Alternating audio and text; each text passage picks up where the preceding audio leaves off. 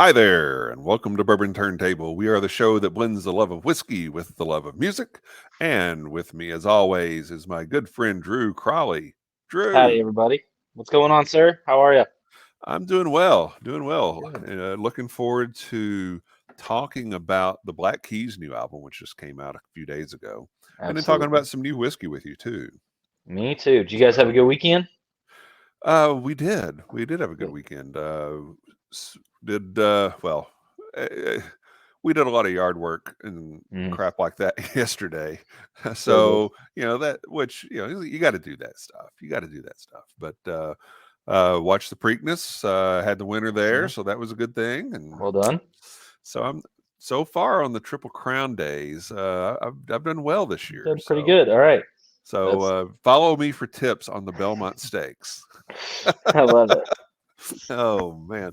Um, and you did a little bit of distillery touring your own self, right? Yes. Yeah. My mom came and then my girlfriend's family came down from various parts of West Virginia and North Carolina. So we did a little gallivanting through Nelson County and Hmm. just kind of got to show them a little bit of the ropes and um, just why I love this hobby so much. The distillate and the juice is all great, but it's the people and the history and the stories and then the relationships that Yeah. really make you fall in love. So it was cool to get to share that time with everybody and spend a couple days just away from work and with family, and Yeah. it was a really nice time.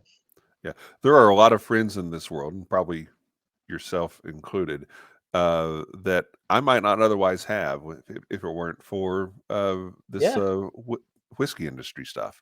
absolutely. And people that you get to know through through a love of bourbon, and then you figure out other things you have in common, like the love of music, and then Mhm. you start doing some podcast show. Yeah. It's crazy how that works. Hey, speaking of shows, we are a part of the Bar Cart Co-op, along with shows such as Distillers Talk. That's got our good friends Alan Bishop and Christy Atkinson. Then you got My Whiskey Den. Those shows are live on Monday nights with Patrick and Mike and Ben. And then you've got us with me and Drew and sometimes Ben and sometimes other guest hosts that add to the things that we're doing here. So be sure to check out all of those shows on Barcart. And speaking of Mike, Mike hosted with us for a couple of weeks, so we got him to do this. Don't forget to like, comment, share, subscribe. Hit that bell notification to find out when new episodes are coming out, which do come out every single Wednesday on all of the services: Spotify, Apple Music, Google, maybe Amazon, definitely YouTube. And always hit that like button, but hit it an odd number of times. So then that way it stays as a like. So thanks a lot, Mike. We appreciate you and your support. So today we're going to be talking about new whiskey and new music, and we're going to be talking specifically about the new album from the Black Keys called Dropout Boogie, which was just released a couple of days ago. So, but before we get into the Black Keys, we're going to talk some whiskey, something that's new, or at least new to us. Drew, what do you have? Yeah, so it's I tried it for the first time last year over at Westport and just now was able to find the bottle. So I'm drinking the Elijah Craig Rye.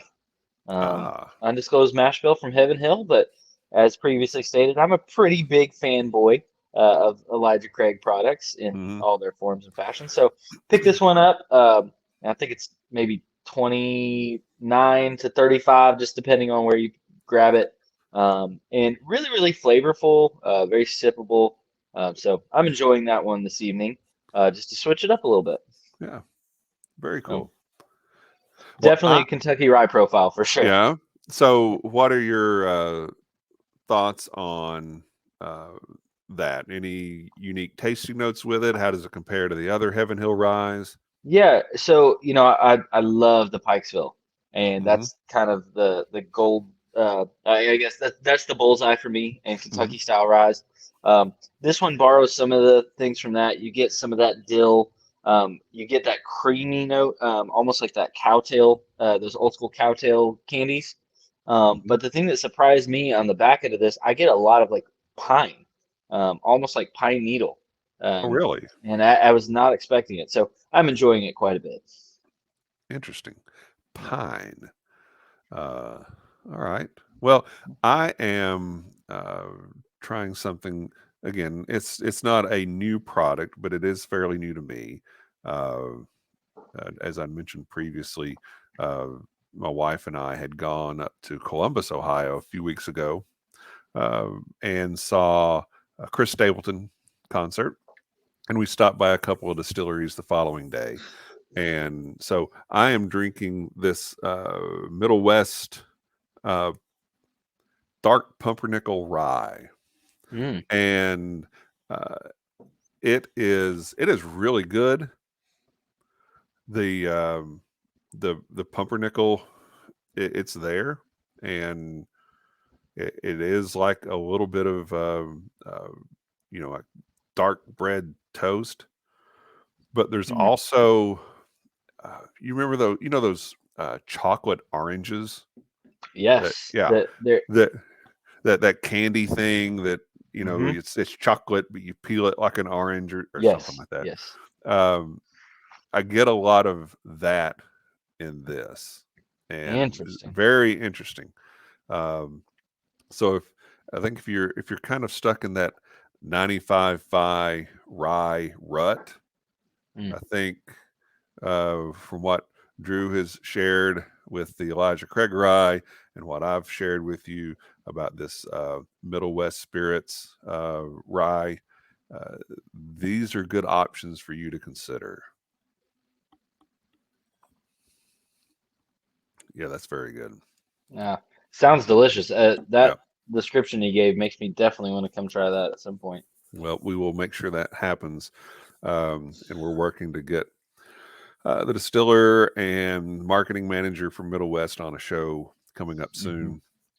They're going to be actually in town in a few weeks, so hopefully we'll get to connect with them a little bit then and get them on the program. So, Excellent. uh, anything else new that you've tried lately that you really enjoyed? Oh man, I was sharing with you, I think, in a text thread, or maybe we talked about it earlier. I don't recall, but I've been on tear with new stuff. So, Yeah. tried a bunch of really delicious older Armagnacs. I think we had a 21-year and a 50-year earlier Yep. this week when we got together for some drinks, Yep. and then I tried some of the Davies County bourbons that I had not tried yet from Okay. North Row, and was really intrigued by that. I think the best new thing that I've tried though has been the Yellowstone Special or limited edition.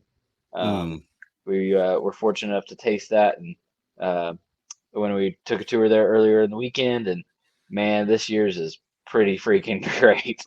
Yeah. Um, Is it, it it's the 2022 version of that or the yes, 2021 version of the that? 22, yeah, the 22.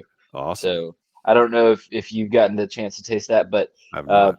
those cherry cordial that are dipped in chocolate. So if you baked a bunch of those bourbon soaked cherries inside a brownie, that's what it tastes like to me. It was fantastic. That's a So there's our that's fat guy tasting note fat of the guy evening. tasting note for the evening. There we go. That is awesome. That is awesome. So hey, cheers. Good show. Cheers, my friend. All right, so we're going to talk a little bit about the Black Keys here in just a minute. But I want to mention again, mentioned at the beginning of the show, talk a little bit about Bar Cart. Um, uh, the Distillers Talk show is fantastic. It goes into some really good deep dives with distillers from all across the country and quite frankly around the world. You're getting that interaction between Alan Bishop and whoever the guest distillers are.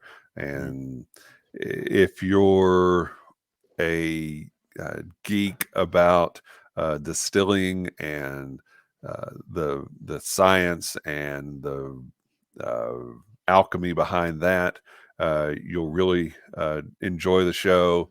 But if you're just wanting to learn more about how this stuff gets made, Christy and Alan really take you on a great journey there. And My Whiskey Den, all the guys on that show are good friends of ours, and they do a fantastic job connecting with their audience, and it's a great live show experience. And they're always bringing in some excellent guests. They are a show where craft whiskey is king. So be sure to check out both of those shows, and of course, check out our show. Hopefully, well, if you're hearing this, you have or are currently checking out our show. But take a minute, hit that subscribe button, like Mike told you to. We love it when you comment. We want to hear what your thoughts are on the things that we're talking about, because we're getting ready to talk about the Black Keys album. You may have an opinion that's different than ours. We'd love to hear it.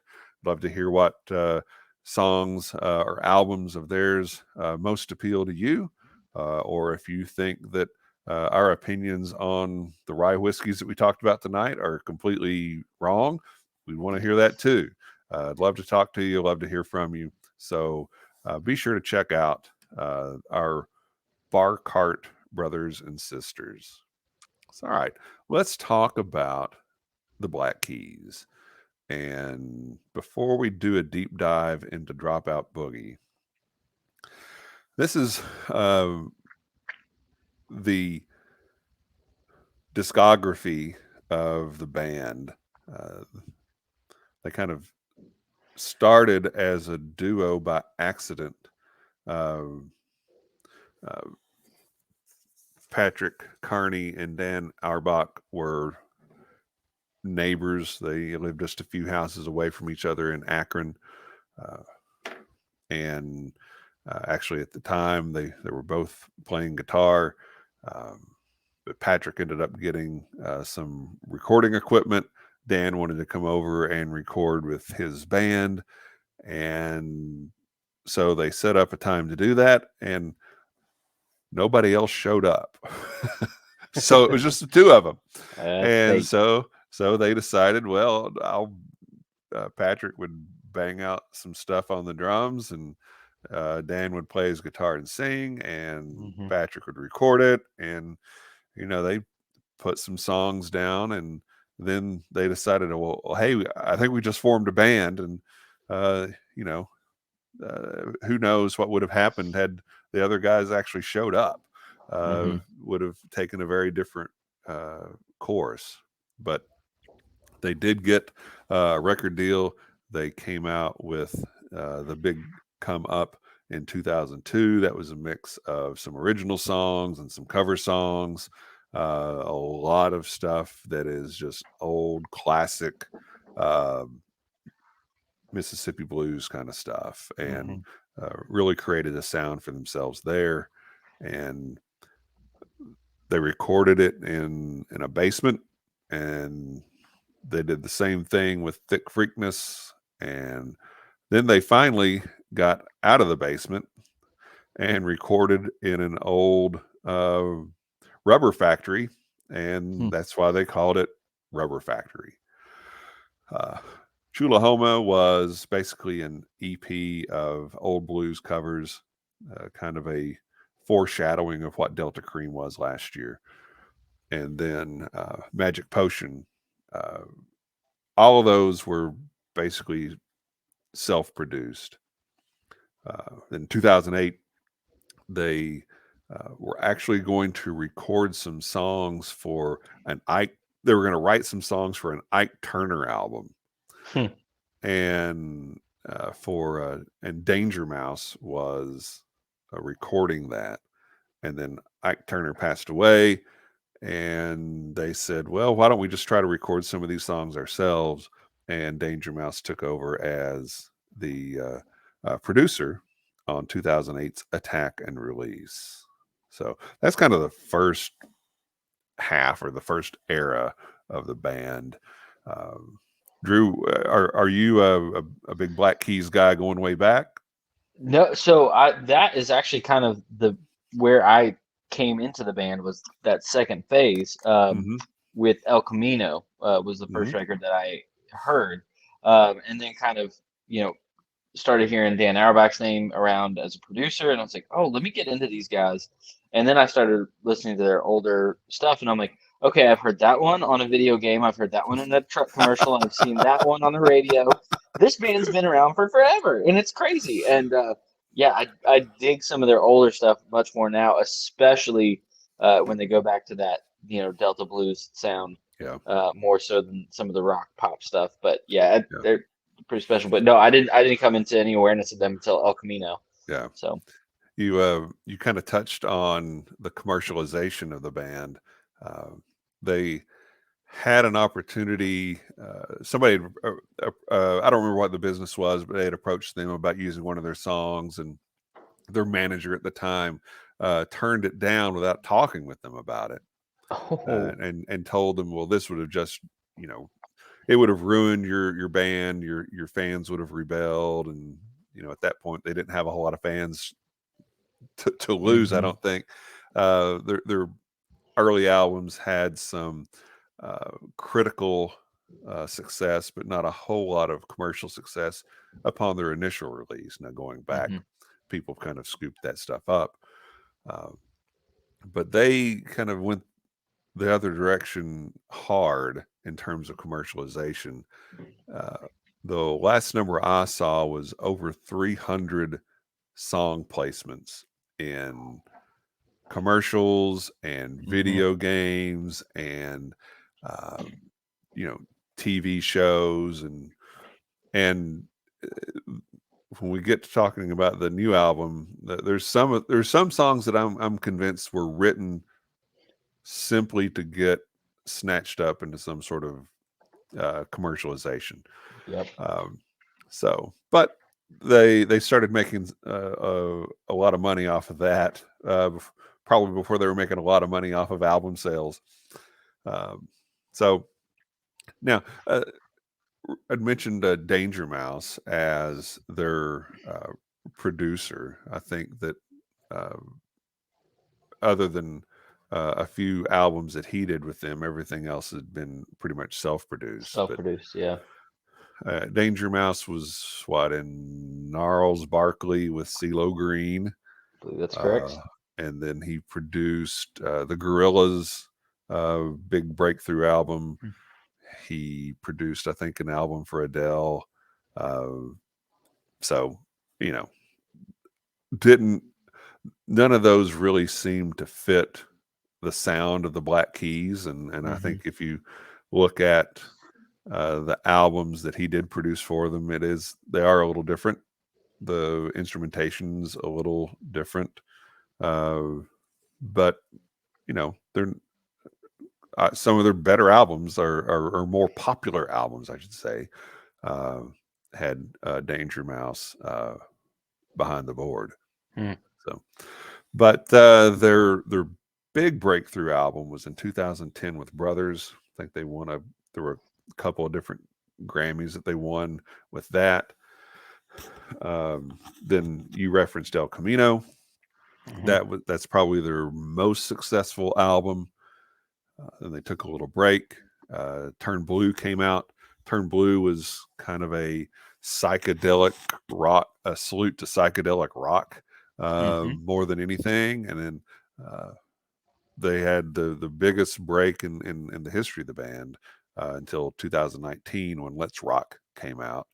And that almost struck me like it's a tribute to 60s era rock and roll. Yeah.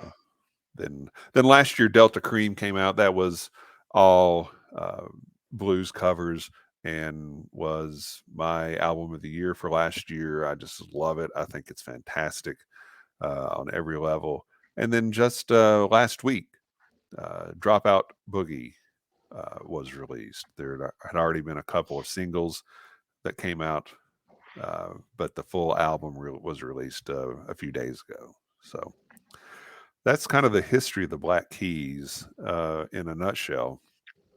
I think for me, Brothers is probably that was the one that really pulled me in. I had a lot of respect for their earlier work as well. I thought Brothers was a more of a full and complete Hmm. project, and there's some things. There's some events in life that I kind of experienced with that album, and will always remember it real fondly. We would. Uh, our friend Tim and myself had gone down to visit an old friend in the Florida Keys for a few days, and had just latched onto that album. So Okay. I just remember, getting up early in the mornings, and I would sit out on the patio and listen to the Black Keys Brothers album. So it was kind of a neat experience, something that was very memorable for me. Absolutely. So, That's cool. but you said you kind of jumped in around the El Camino time frame. Yep. Yeah, they had a big song, Gold on the Ceiling, Yep. that was getting a lot of radio play, and it was in some commercials and stuff. But I actually had heard about them from somebody that was a big Cage the Elephant fan. Yeah. And I think you can tell the influence of the Black Keys all over Cage the Elephant. Hmm. It's very clear that they are borrowing from them. And so I was into Cage the Elephant and then got into the Black Keys as a result. And then just kind of really dug it. There are very few duos. The only other one that immediately comes to mind would be the White Stripes, that are able to create studio albums that have so much creativity when there's Hmm. really just a drummer and a guitar player. So I just respect that tremendously. Yeah. It's funny you mentioned Cage the Elephant. The When I saw the Black Keys in concert, Cage the Elephant was the opening act. Oh yeah. Yeah. Well, Dan Auerbach is their primary producer, isn't he?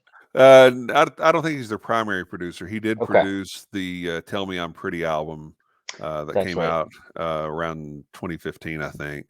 Yeah. But that, so that's out there. Um, and but that concert was incredible. I bet. Uh, Cage the Elephant they were terrific live, man. They killed it. They Awesome. absolutely killed it. And this was the Black Keys tour was in support of their Turn Blue album, which I think is Okay. kind of a weak album, but it was an opportunity to see them play. And when there's a section of the show where it is just Dan and Patrick on the stage, Mm. the guy, somebody playing bass, somebody playing keys or whatever, they're off, and it's just those two guys, and the energy level in that room went through the roof during those songs.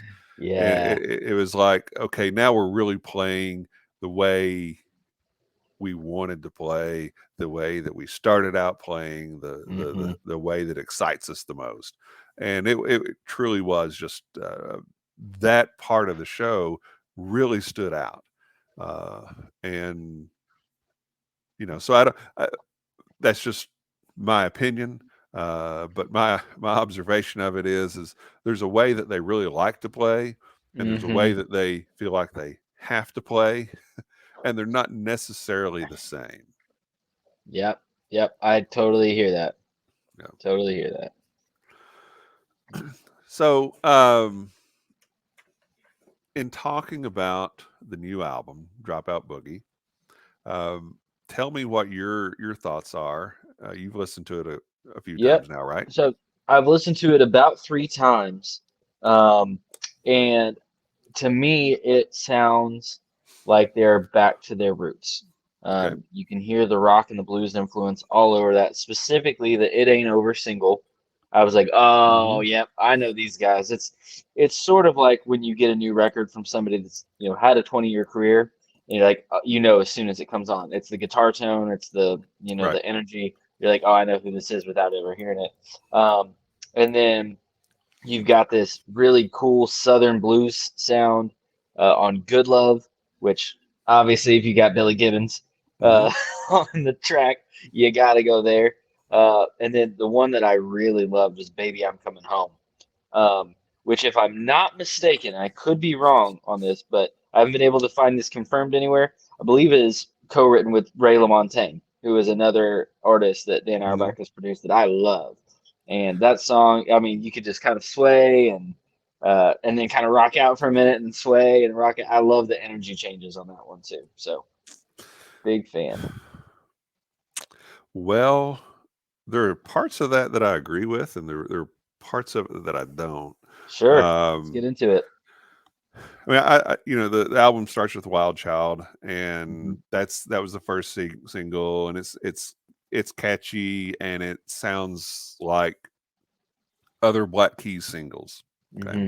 that's not a bad thing. It's not a Sure. knock, but it very much has that. Hey, we're writing a hit.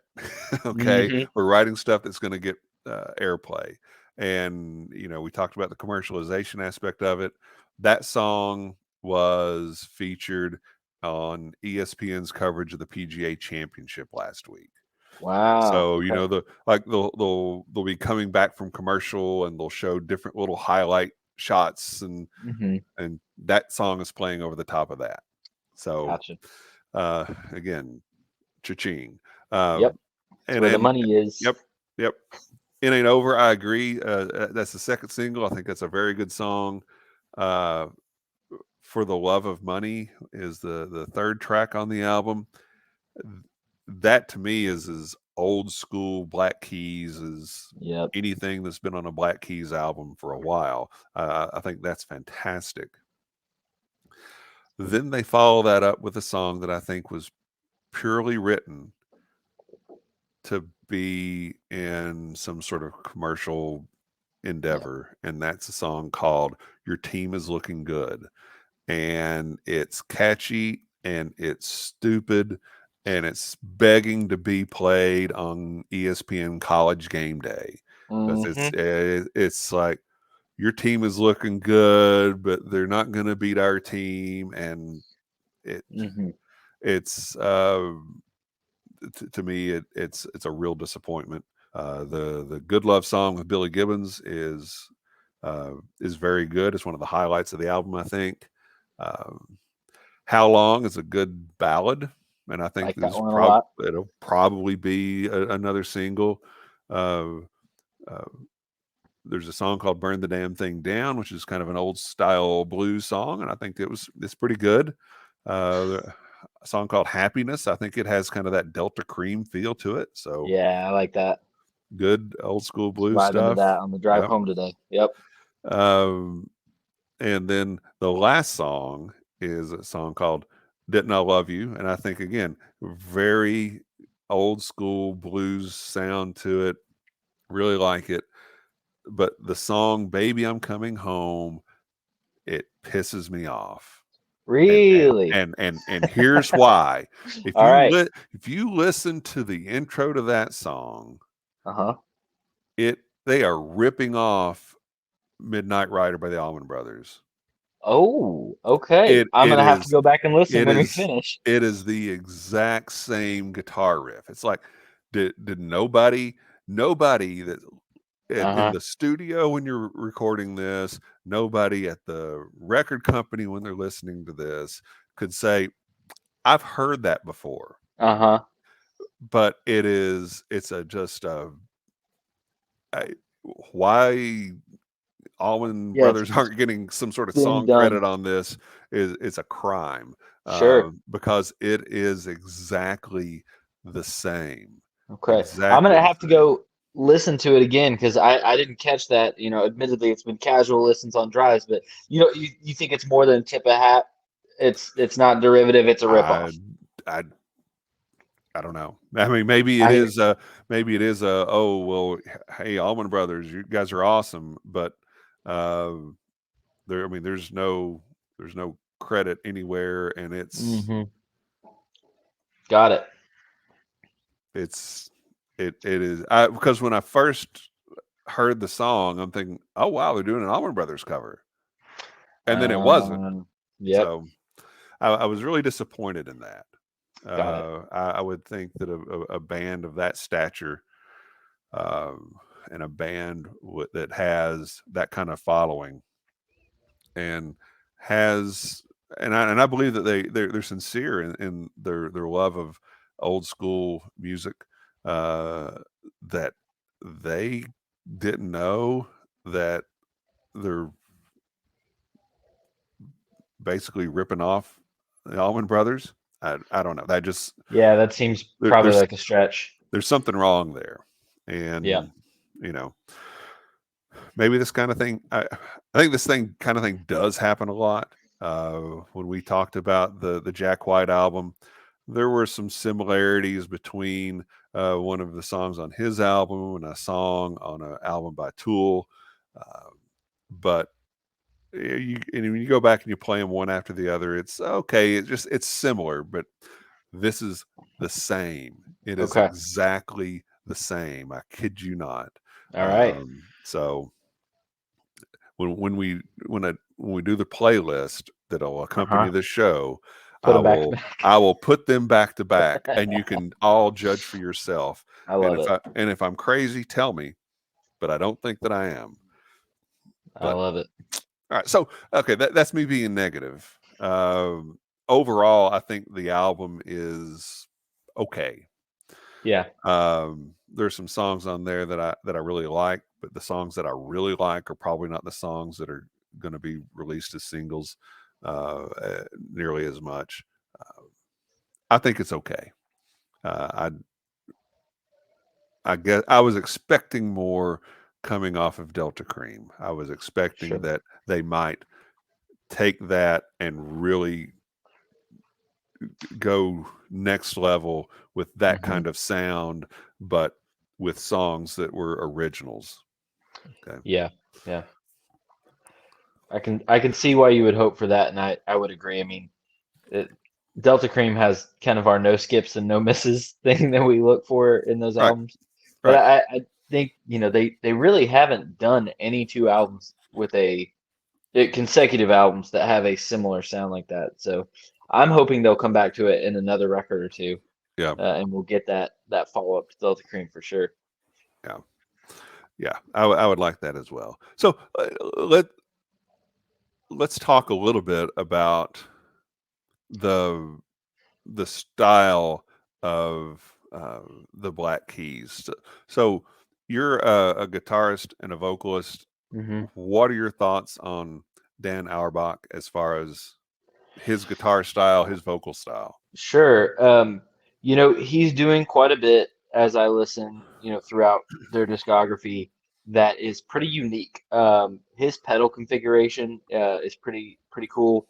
He does a lot with distortion and drive pedals, whereas a lot of people that are in that similar style, they're using, a dotted eighth delay, and they're using these reverbs, and they're using these chorus pedals, and yeah, they've got drive and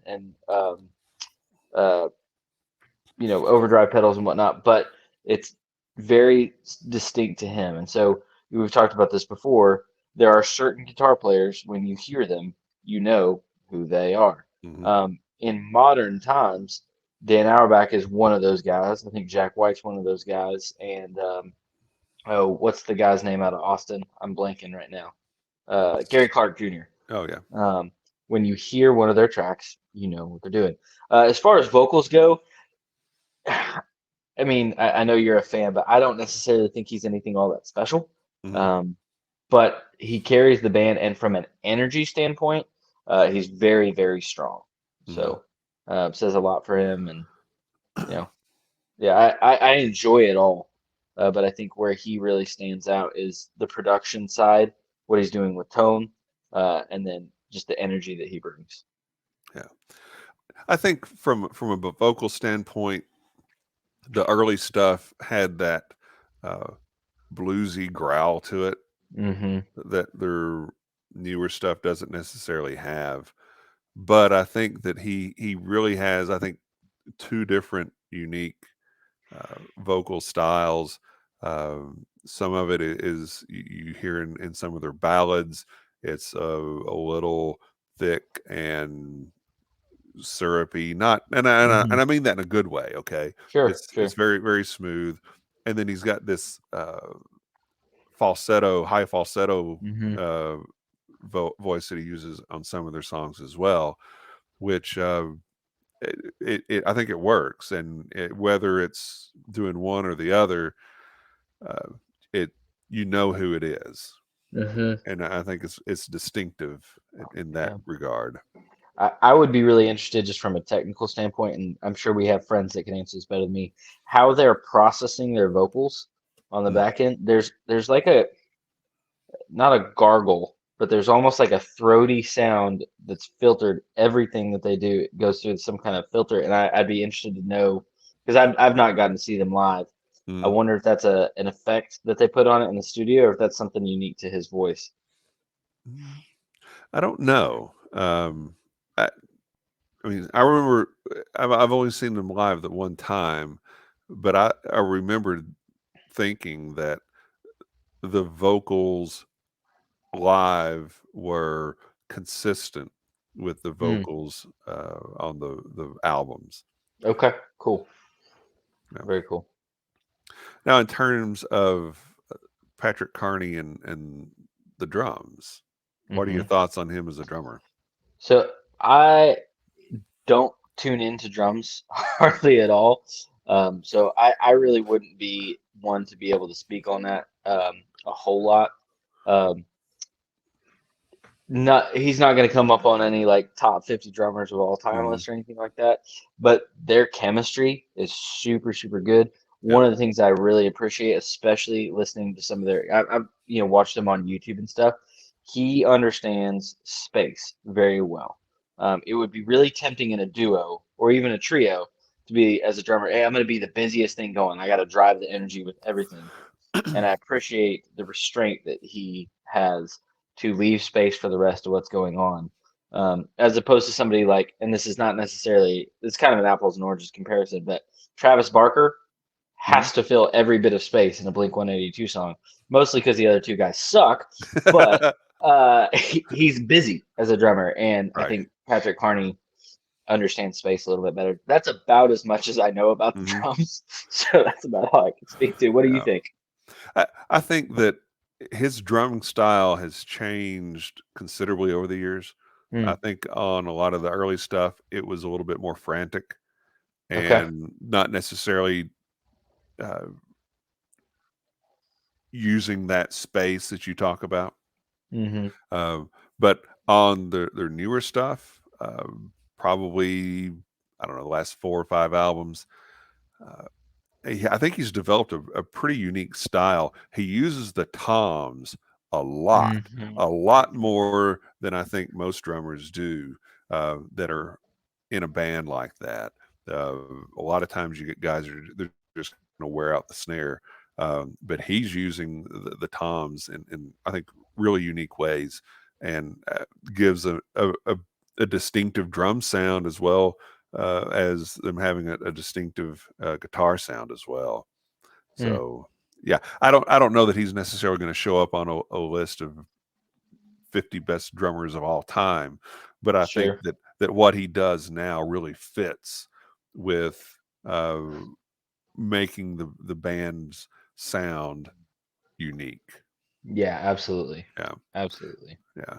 Um, so when you're looking at the Black Keys in terms of, we looked at kind of ran down the list of their albums fairly quickly. Is there What are the ones on there that stand out to you? Yeah, I mean Delta Cream obviously is kind of the one to beat in my mind.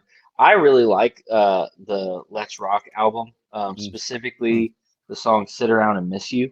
Yeah, Um, Big fan of that one. And then off of the Brothers album, I really like "Howlin' for You" and "She's Long Gone." yeah, Those are both songs that make it onto my playlist. When we do work on my music and stuff in the studio, we oftentimes will do like a soundscape playlist and be like, here's some songs we might want to kind of try to sound like or right. borrow some concepts from, and all three of those songs have made it onto various ones of those playlists. So have some Interesting. attachment to those. But I think Delta Cream being kind of in first place. I think Let's Rock is my second place. Really just like that sound. Some Yeah. great tunes on that record. Yeah, interesting. What about you? Um, I'm partial to Brothers and to Delta Cream, Mm-hmm. and I think El Camino is another album that is fairly complete. I think that it kind of peters out towards the end. Some of the songs towards the end of the album are not necessarily as good. But there's a song on there called Little Black Submarines that Mm-hmm. is fantastic. As far as the earlier albums, I think Thick Freakness is just incredibly Yeah, good. I pretty great. love that album. And it's it's for the way they put that album together, and it's very low tech, Mm-hmm. and I just think they did a great job with it. I think uh, Midnight in Her Eyes is an Oh, that's a good underrated tune. Yep. uh, underrated track for the Black Keys. Uh, so I love Yep. that album, and That was one I of the like Attack and early. Release. Yeah. Go ahead. Sorry, I No, didn't go mean to ahead. cut you. I was just gonna say, Thick Freakness is one of the early vinyls that I bought. Once I started getting into them, I really like that one. Yeah, and Attack and Release, that was kind of a uh, departure album for them. That was the first one that they did not produce on their own. It had some different instrumentation in there. They added in some keyboards, and I think there's some banjo in there. Mm-hmm. And Psychotic Girl is one of my favorite Black Keys songs. I think it's just terrific. Yeah, It that's a has good that one. kind of has that haunting feel to it, and Mm-hmm. it's just really, really good. Solid stuff. So all in all, I am a big fan of the band, and I really enjoy their music across the Mm-hmm. board. I'm a little disappointed in this new album. Not saying that it's bad. I'm not saying don't listen to it. But Had a I think, lot to live up to. yeah, sure. And yeah, that's got to be an issue, when you've had that kind of success over the years. Uh, ha- what are you going to do? You've Yeah. got to, are you going to crank out more of the same because you've kind of got a formula to it, or are you going to go a different direction? I think with Delta Cream, they went a different direction. Yeah. I think with Dropout Boogie, there's a lot of the formula there Mm-hmm. Mm-hmm. of well, at some point along the way, they learned how to write hit singles. Yes. Okay, Yeah. which For if sure. you want to be a successful musician, and here's a tip. Here's a tip. If you want to be a successful musician, learn how to write hit singles. It'll go a long way towards Yeah. helping you make it. But at some point along the way, they learned how to do that. And I think that you look at Brothers and El Camino, and you look at Turn Blue and Let's Rock. All of those had songs that kind of fit that formula. It's a little bit of a departure from what the sound was on their original stuff, and a little bit of a departure from what the sound was on the rest of the album. Mm-hmm. But you can pick out what the singles are on a Black Keys album pretty easily. Yep. Whether you like the song or not, you can pick it out. Most definitely. And I think that's where we are with them on the Dropout Boogie album. Yep. I would be inclined to agree. I wanted to ask, so you got to rank the top 3 best things to come out of Akron, Ohio. You got LeBron James, Stephen Curry, the Black Keys, and David Allen Coe, all as their hometown there in Akron. If one's got to go, who's not making the cut for you?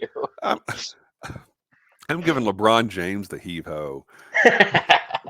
I kind of thought that would be your answer. I won't get into any of the details about why, but LeBron is an Ohioan when it's expedient for him to be that, Convenient. Yeah. and when it's no longer that, then he's kind of goes to the highest bidder. So Yep. Well, there you go. yeah. So any other thoughts on Black Keys? No, Or I their mean, album? I think it's definitely a band that everyone should know. Mhm. Give a listen to a couple of that records that we talked about, and see what you think. I mean, there's a Yeah. lot of people out there that they borrow from, and then there's a lot of bands now Mhm. that are being influenced by them over their span of this 20-year career. Yeah. So definitely have their place. Yeah. There is a band called The Record Company, and I heard. Let me see if I can find. I don't remember the name of that album right off the top of my head. Let me look it up real quick. But I heard their latest album, and I thought, okay, is this the Black Keys, or is this, Dan Auerbach's other band? We didn't mention that, but he has a side project band called the Arcs. But it was neither. So I thought, okay, well, he had to have produced this album, but he didn't. It is a song. It's an album called "Play Loud" by a band called The Record Company, and they've got 3 different albums out. And if you go back and you listen to some of their, it's like you take the career of the Black Keys and you condense it into 3 albums, and that's kind of what it is. The early albums have that early bluesy sound of the Black Keys, and their latest album, Play Loud, kind of has more of that let's rock, dropout boogie feel to it. But good stuff, and I enjoy their album, enjoy the band, but it's funny how it really seems to follow and track in a very condensed way the career of the Black Keys. And so you talk about influence, that's case in point, and Definitely. you listen to some of the Cage the Elephant stuff after the Tell Me I'm Pretty album came out, where Dan was a producer. That's certainly there too. So I have to go give them a listen. yeah, it's very good. I really enjoy it, and keep trying to track where they're playing live and when they're going to be in the area, because I'd like to see them. They're good stuff, really good stuff. So anything else new that you've been listening to lately? Oh yeah. This was a big week for me, music wise, but Harry Styles put out a new record, which is always great, because I jokingly say that that's my girlfriend's other boyfriend. So give that a listen, and I enjoyed some of the stuff on that. It's not necessarily my go-to style of music, but got some great tunes on there. It's cool to see the evolution from boy band and America's Got Talent to legitimate songwriter and touring artist and all that kind of stuff. But the big one for me, and if you haven't listened to it, I would really recommend it. There's an album by a guy named Zach Bryan called American Heartbreak. And it is just, I mean, no genre could be used to fully describe it. It's 34 tracks, some of the most beautiful writing that I've heard in a long time. He is a poet first and a musician second, so he writes all of his lyrics first. And I mean, I've given the album probably 4 or 5 listens now, and I'm still catching things. I'm sure I'll still catch things, just little turns of phrase and production choices. That it's a fantastic record, and most importantly, it took down that knucklehead Morgan Wallen out of the #1 album spot on the country charts. So, highly recommend to anybody that would give that the time of day.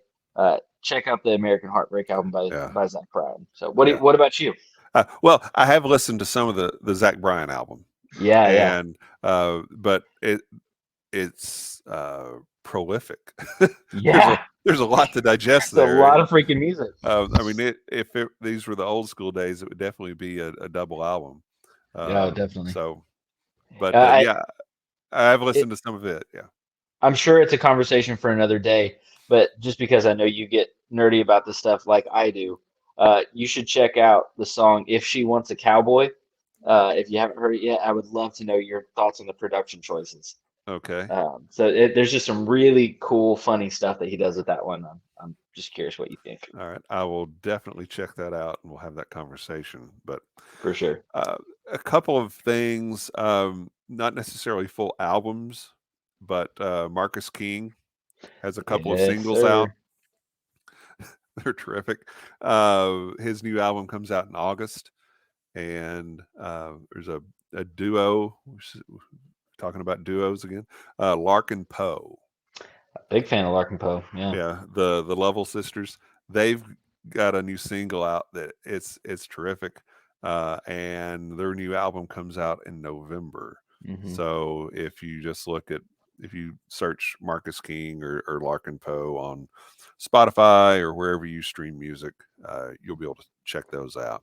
Now, If I'm not mistaken, they're both coming to Bourbon and Beyond, aren't they? I think Marcus you're King right. and Larkin Poe. Yeah. I think you're right. I think you're right. Go check them out. Yep. So go ahead. I didn't mean to cut you off. No. That's fine. That's a good point. Tedeschi Trucks Band. They've got this. Dude. They've got this project, man. This is I've not been this excited about a new album in a while, because it's 4 albums. Uh-huh. It's a 4-album project called I Am the Moon, and starting the end of May, they're releasing the first album in the group. But before the album comes out, there's an accompanying film that will be released first. So the first one comes out on, I think it's called The Crescent, comes out on May 31st. That's when the film comes out, and the first release of the music comes out on June the 3rd. All right. And then basically, I think it's every month or so after that through the summer, they're doing the same thing. They'll release a film on the next album in the series, and then they'll release the music a few days later until you get to the end of it. And then I think at that point, they're going to, everything along the way is going to be released digitally and on CD. And then at the end, they'll release everything on vinyl as well. Oh yeah. So You're gonna have to get another credit card for that one, I'm sure, but it'll be well worth it. I'm just really looking forward to this. It sounds so much fun.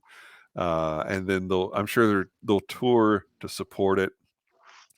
And Tedeschi Trucks Band shows are epic in terms of the quality and sometimes in terms of the length. So I can only imagine what it'll be like. I'm sure they'll do some shows where they'll play everything from start to finish, and that will be a lot of fun to hopefully experience. So I can pretty much guarantee. I don't know if we'll do a show on each album as they come out, but certainly when all 4 are out, there will be a show on this project, and we'll have a lot of fun with that. Most definitely. So anyway, stay tuned to Bourbon Turntable. We're going to be we're always on the lookout for new music for you, and I believe Drew Crawley will be having some new music out before too long, right? Yeah. So we haven't finalized the exact date, but the goal is to have 2 singles out before the end of this year. Hopefully one midsummer, and then another one around September, and then maybe another record. We'll see. Got a lot of work to do between now and then. Well, get busy. Get with it. Yep. What are you waiting on? Yeah. All right. Hey, so tell everybody where they can find you, Drew, on social media. You can find me on Instagram at drew.crawley63 and drewcrawley63 on Twitter, depending on the viewing experience you would prefer. And you can find Bourbon Turntable everywhere. All you have to do is look.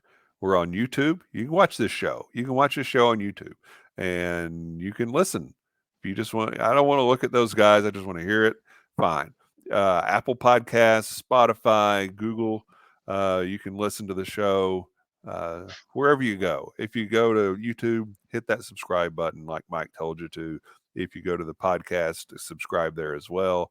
We're always anxious to hear from you, hear your comments, and get your takes on the things that we're talking about. That helps make this a lot of fun. Speaking of fun, we've got a show coming up with Johnny Edwards.